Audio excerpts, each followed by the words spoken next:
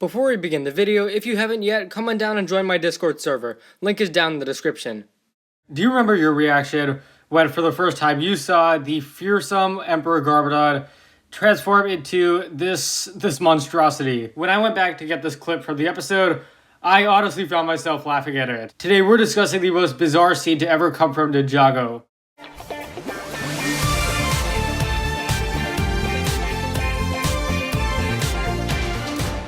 Hey guys, welcome back. We are discussing the weirdest scene in all of Ninjago.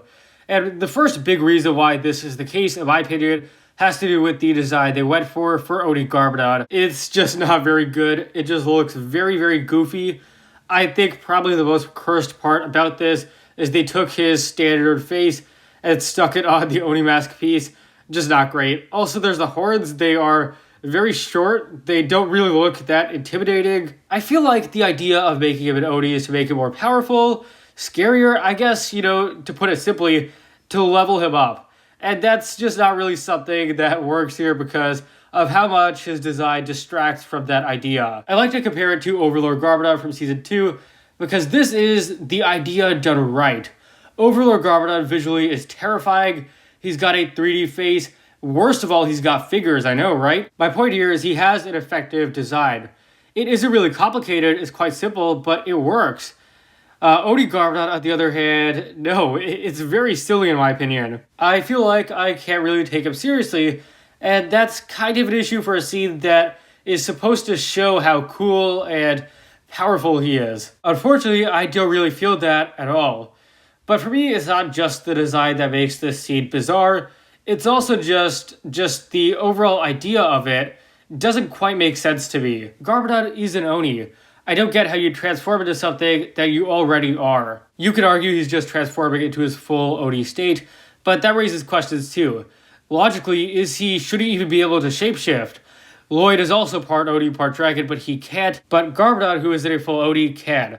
I don't really fault the scene for this, it just kind of seems like the Oni rules of shapeshifting are pretty unclear. I also feel like there's nothing that really builds up to this event. It comes out of nowhere, it feels super random, and it also kind of raises the question, why did he never use this power before? He's known about the Oni for a while, Ruby even encouraged him to tap into his Oni power, so it just kind of makes you wonder, why didn't he use this power when he was losing the fight in Hunted? Now, is this a bad scene? No, I think this is actually a decent scene. The fight between Omega and Garmadon and their confrontation is pretty good. However, it's Oni Garmadon that definitely makes this scene weird.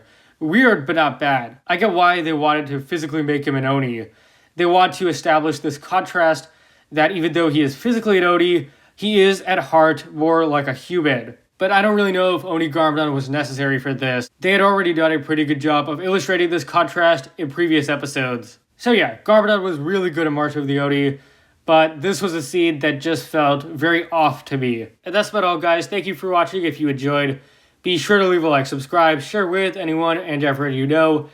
Share your thoughts on this scene down below, as well as what you think is the weirdest scene of the series, and I'll see you next time.